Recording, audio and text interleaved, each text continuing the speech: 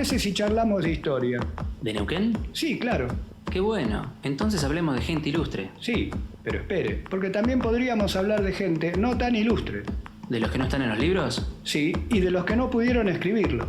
¿De toda la gente que vino a poblar Neuquén? Sí, y de quienes ya estaban.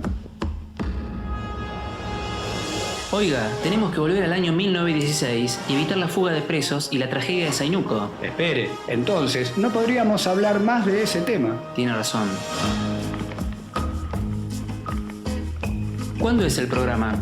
Todos los sábados de 13 a 14 horas. Espere, nos olvidamos decir el nombre del programa. Esa es otra historia. Por la M550, la primera. Y por la 90.7 RDB.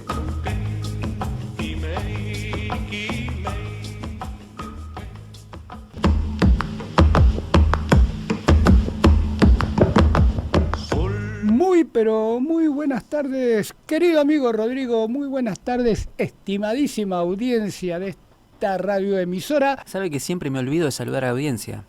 Lo saluda a usted y me olvido de saludar a la audiencia. Porque siempre nos enroscamos en una de esas charlas que tenemos nosotros, picantes, filosas, no exentas de algunas chicanitas que nos hacemos. Estaba pensando, amigo Rodrigo, en referencia al programa de hoy, a los temas que venimos con ganas de atacar con fuerza, si yo quiero ya sintetizar el programa de hoy con esta siguiente frase: hoy un juramento, mañana una traición. Ajá, hoy está tanguero. La semana pasada estaba filosófico, hoy está tanguero. En cualquier momento vengo cumbiero, en otro momento me disfrazo de... Y sí, yo entiendo que usted debe estar diciendo eso porque en realidad la historia que vamos a contar hoy es una historia fuerte, es una historia que sucedió hace casi 2 siglos en el Neuquén, en lo que es el actual territorio del Neuquén. En ese momento, la joven nación argentina, hacía poquitos años, había declarado su independencia. Una historia que habla de guerras y que habla de traiciones. Seguramente por eso usted me dijo, hoy un juramento, mañana una traición. Discúlpeme, yo no le voy a pedir que me defina la palabra guerra, pero sí defíname traición, a ver si se anima. Usted con sus pedidos de definiciones.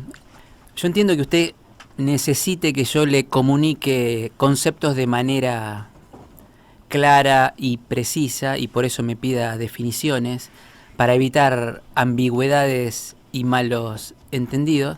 Pero yo creo que, o mejor dicho, quiero que usted reconozca que el lenguaje es flexible y a veces puede evolucionar con el tiempo para tratar de dar palabras que tengan distintos significados, distintas interpretaciones según el contexto. No me pida cosas tan exactas como que defina una palabra como me hace todos los santos fines de semana con el pedido. Sepa disculpar. ¿Cuánta elasticidad puede haber, cuánta flexibilidad puede haber en la palabra traición? Una traición, si no, acá empezamos. El que avisa no es traidor. Y ahí empezamos a modificar y empezamos a bajarle el precio. Mire, me la traición, las definiciones, porque casi que mi vida es una definición por penales permanente. ¿Lo han traicionado a usted? A mí, pero en más de una oportunidad. Abra su corazón, por favor, y relátele a la audiencia. Para eso habría que encontrarlo dentro de un montón de escombros. Mire, la traición la podemos ver o la podemos analizar de distintos puntos de vista, desde puntos de vista, no sé, filosóficos, existencialistas. La guerra también, por supuesto. O sea, la guerra y la traición pueden verse como manifestaciones de la libertad humana y la capacidad de elegir esas acciones. La ética de la lealtad puede ser cuestionada también. Algunos podrían comentar que las lealtades cambiantes en tiempos de guerra son una cuestión de supervivencia y adaptación en un entorno desfavorable. O sea, podemos abordarlo de distintos puntos de vista, de la sociología también, así los valores culturales y las normas sociales atravesadas por la familia, la religión, la política, que moldean esas percepciones de lealtad. Por eso usted me pide una definición exacta, y sabe que yo soy medio reacio y siempre me dice, defina tal cosa, defina tal para otra. Ponerlo en un brete. para ponerme en aprietos. Exactamente. Vamos a hablar de un episodio, como dijimos, que sucedió en la segunda década del siglo XIX, en realidad en la tercera década, porque el episodio puntualmente ocurre en 1828. Vamos a hablar del asesinato del cacique Ñeicuñán, aquel cacique que parlamentara con San Martín durante los preparativos del cruce de los Andes. Hemos hecho un programa sobre ese tema. ¿Sabe qué? Es uno de los pocos programas que no encuentro el audio. Nosotros generalmente guardamos los audios de los programas y los vamos subiendo al canal de YouTube, pero ese, ¿sabe que lo estoy buscando? Puede ser que lo tenga, no quiero tirar la toalla, pero hemos hecho un programa sobre... Va a ser muy difícil repetirlo tal cual. Ese asesinato trajo como consecuencia el alzamiento de la mayor parte de las tribus del Neuquén, que, unidas a las montoneras de los hermanos Pincheira, hermanos de los cuales todavía debemos un programa, entre estas tribus que se alzaron más las montoneras, produjeron en conjunto una espiral de violencia inusitado, prácticamente incontrolable. Ahora vamos a tratar de ir narrando cómo fue que se fueron sucediendo los hechos. Son historias no tan conocidas de nuestra tierra. Hay algunos antecedentes. Nosotros dijimos que en el año 1828 ocurrió, o mejor dicho, ocurrieron estos eventos porque son varios, no es uno solo. Pero como que tienen nacimiento varios años antes. Podemos encontrar como antecedentes que ahí, por octubre de 1822, el comandante del fuerte de San Rafael, en Mendoza, de nombre Manuel López, se comunica con un cacique de los aliados, de los considerados amigos, el cacique Goico, que le hizo saber de que se estaba preparando una invasión de 300 moluches. Los moluches eran la parcialidad que estaba del otro lado de la cordillera. También de eso hemos alguna vez hecho una descripción bastante detallada de las distintas parcialidades. No vamos a volver a hacerla, pero sí ubicarlas, los moluches del otro lado de la cordillera, en lo que sería el actual Chile. Tenemos parcialidades pehuenches, picunches y huiliches del lado del Neuquén. Y este informante, que le dice que se está preparando una invasión hacia Mendoza, también le dice que ya estaba todo listo para invadir simultáneamente o en conjunto con otras parcialidades más. Eso puso en alerta ahí a las autoridades mendocinas, porque le llegó también otra información de que un cacique Millagüín, de este lado de la cordillera, estaba al sur del Río Grande, del lado de Mendoza, informaba que la parcialidad moluche ofrecía una recompensa elevada si los dejaban pasar por sus tierras para esa invasión. O sea, que tenían noticias de una invasión que venía de dos lados. Una por el informe del cacique Goico y otra por el informe del cacique Millagüín. También había otra comunicación, pero esta ya era un poquito más grosa. Decía que había noticias que en los toldos de Pablo Pincheira, los pueblos de la región consideraban a las huestes de estos hermanos, los consideraban, el lugar donde vivían los consideraban toldos. Decía que estaban reuniendo 10.000 indios, así decía el informe, de los cuales 2.000 eran moluches, que estaban del otro lado de la cordillera, que se estaban preparando para llevar un asalto a Buenos Aires entre los meses de noviembre y diciembre de 1822. Cuando se enteran de esto, ahí en la gobernación de Mendoza le dieron poca importancia porque decían que eso iba a ser imposible, que no tenía mayor fundamento, que no tenían ni idea de en lo que se estaban metiendo. Si bien la línea de fronteras no estaba ubicada como en la década del 70 del siglo XIX, que estaba prácticamente a la altura de La Pampa, estaba muchísimo más cerca. Acordémonos que en algún momento la línea de fronteras estaba a 60 kilómetros de Buenos Aires, pero ya no estamos hablando del siglo XIX, sino que estamos hablando del siglo XVIII. No estaba tan lejos, pero no había forma de que ese supuesto malón se pudiera llegar a concretar. Por eso no le daban importancia y decían que era una noticia sensacionalista. Pero bueno, más allá de eso, tantas advertencias de que iban a invadir por aquí, que iban a invadir por allá, empezaron a provocar que empezaran a detener a caciques pehuenches y huiliches que andaban comerciando con sus productos en la zona puntana, en la zona también de la llanura pampeana. Hay una cosa que la gente en general, digo la gente en general, nosotros antes de ponernos a estudiar esos temas tampoco lo sabíamos.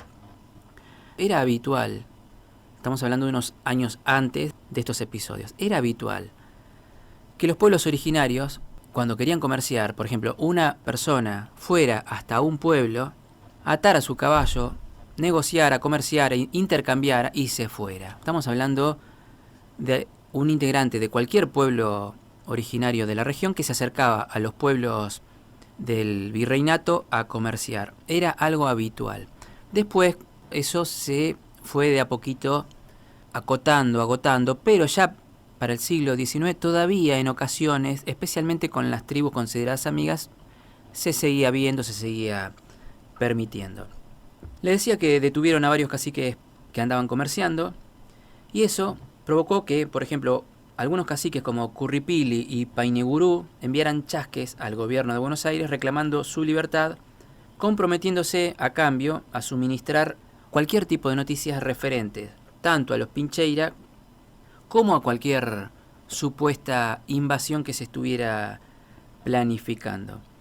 Incluso más, también decían, miren, todas las invasiones que están ocurriendo es culpa de los Pincheira. Cuando nosotros participamos de algún malón, de alguna invasión, es porque nos vemos obligados bajo amenazas. Aparentemente el poder de los Pincheira era tan grande, y realmente lo era, por eso le vamos a dedicar varios programas, no uno, sino varios programas a los hermanos Pincheira. Estoy de a poquito estudiando el tema, leyendo especialmente varios trabajos, pero especialmente el de Carla Manara sobre contrarrevolución en las fronteras, que le da un enfoque bastante distinto al que se venía trayendo sí, hasta ahora, ¿no? No sé si distinto, le da otro enfoque. No vamos a hablar de distinto para no hacer contraposiciones, pero sí le da otro enfoque a varios aspectos. Otra perspectiva, otra mirada.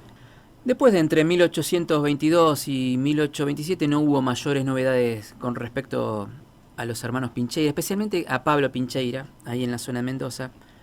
Él estaba más abocado a extender su campo de acción del otro lado de la cordillera, entonces medio como que no se lo nombraba tanto en la zona de Mendoza. La última vez que se lo nombró así fue cuando el 25 de agosto de 1828, con 450 hombres, llevó un asalto a Bahía Blanca y fue derrotado por el coronel Estomba, que era el jefe del regimiento de caballería. Todo esto para hacer unos antecedentes de cómo venía la tensión en las fronteras, con amagues de invasiones pero que no se concretaban, con alianzas que permitían sostener cualquier intento. Y llegamos puntualmente a los hechos que vamos a narrar ahora, donde primero, antes que nada, tengo que decir que hay varios trabajos de este tema. Nosotros estamos usando uno de Gregorio Álvarez, que publicó en la revista Neuqueña del año 69.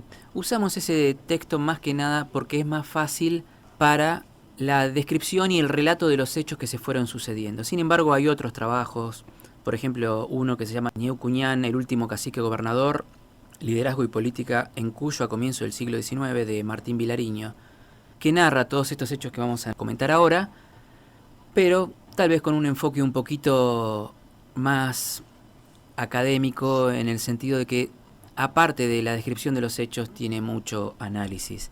Y el tiempo es tirano. Nosotros debemos toda la información que sabemos a Santiago Arcos, que es una de las referencias más importantes de todos estos hechos, porque él a su vez la tomó de un testigo ocular y que fue actor en todos estos episodios, porque fue cautivo de un cacique huiliche llamado Paililaf. Este cautivo, que fue el testigo ocular que le narra a Santiago Arcos todos estos hechos, empieza a contar una sucesión de eventos que después, bueno, fueron transcriptos y que gracias a los cuales nosotros podemos ahora contar esta historia. Decía que, por ejemplo, allá por 1828, que es la fecha en la cual estamos arrancando, vivía en Malalhue. ¿Qué sería Malargüe? Vivía una numerosa parcialidad pehuenche que obedecía al cacique gobernador Ñeicum, que es el apócope de Ñeicuñán. Malalhue, acuérdese que dijimos, actualmente se lo conoce con la denominación Malargüe, pero para la gente que no sabe muy bien, porque nos escucha gente de muchos lugares del país a través del canal de YouTube, está, por ponerle una ubicación, está al sur de Mendoza. El nombre Hue significa lugar, Malal, hay dos denominaciones, una es corral y la otra es riscos. Gregorio Álvarez dice que la denominación más antigua es riscos y, viendo cómo es la geografía del lugar, podría ser que tenga razón, porque la zona está llena de risco. Incluso más, ahí cerca de Malalhue o de Malargüe hay un lugar turístico muy conocido que he visitado y que mucha gente que pasa por ahí, por el sur de Mendoza, visita, que es la Cueva de los Pincheira, un lugar de riscos donde se ocultaban los Pincheira. En realidad tenían distintos escondites, pero ese era uno de ellos. Este cacique de Ñeicum, volviendo al tema, conjuntamente con Goico, constituían una especie de muro tras el cual Mendoza se mantenía a salvo de posibles invasiones que proyectaran otras parcialidades. Podían ser los ranculches o ranquelches, ranqueles en español, los huiliches del sur de Neuquén también, o los moluches de Chile. Ya después del Parlamento de 1816, ese trabún que tuvo el general San Martín con todos los pehuenches en la consulta es un lugar que justamente tiene esa denominación, un lugar en el sur de Mendoza, que tiene esa denominación a raíz del Parlamento. A partir de ese día, claro. Exactamente. Hay un de esos días. Sí, hay un pueblo que se llama La Consulta. Cuando uno va para Mendoza capital, yendo desde Neuquén, uno pasa al costadito del pueblo. Pero de a poco, toda la tribu de Ñeicum empezó a ser ganada a la causa de dos caciques que respondían en realidad a sus órdenes, que eran los caciques Antical y Chocorí. Estos caciques hablaban español, eran desenvueltos, tenían una personalidad aparentemente bastante fuerte. Ñeicum ya era grande y empezaron a ganarse a la tribu y empezaron a generar bastante simpatía. Y ambos tenían la idea de suplantar a Ñeicum en el cargo de cacique de toda la parcialidad. Esto según lo que cuenta Santiago Arcos, la persona que escribió todas estas narraciones para que nosotros podamos contarlas hoy. ¿Qué se le ocurre a estos dos caciques, Antical y Chocorí? Para minar el prestigio de Ñeicum, le proponen la realización de un malón a San Luis para robar ganado, y porque además decían que no tenían o no les podía ofrecer tanta resistencia San Luis como sí la ofrecía Mendoza. Ñeicum rechazó esa propuesta por ser contraria a los tratados que él tenía con el ejército, con la gente de la gobernación de Mendoza. Entonces estos dos caciques, Antical y Chocorí, empezaron a aprovechar esa situación, diciendo que, claro, Ñeicum estaba muy viejo, que ya no tenía las mismas ganas, la misma fortaleza de antes, que era muy tímido, que era un tibio para que su vejez no le permitía tomar ese tipo de decisiones y que con eso impedía que sus subordinados se enriquecieran. Y Chocorí era el que más púa metía, porque decía: cuántas caballadas, cuántas prendas de plata, cuántas mujeres blancas tendríamos ahora si no estuviera Ñeicum que nos mandasen. Todo esto es el inicio de una trama de guerras y de traiciones que ahora vamos a narrar en el segundo bloque, si usted está de acuerdo, estimado Jorge. Yo siempre estoy de acuerdo.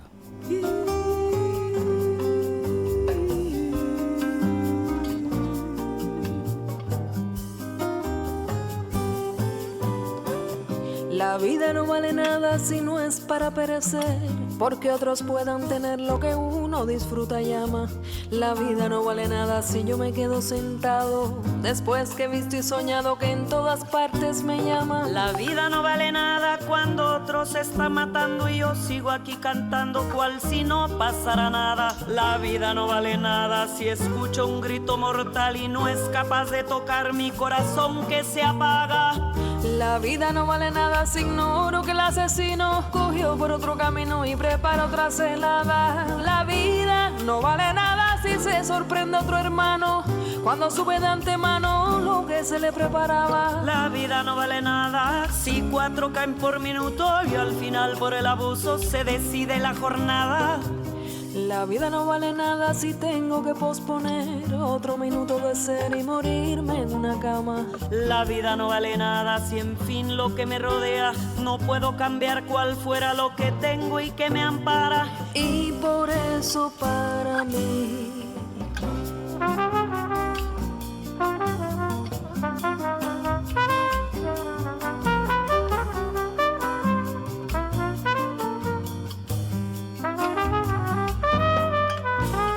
la vida no vale nada si ignoro que el asesino cogió por otro camino y prepara otra celada. La vida no vale nada si se sorprende a otro hermano cuando supe de antemano lo que se le preparaba. la vida no vale nada si 4 caen por minuto y al final por el abuso se decide la jornada.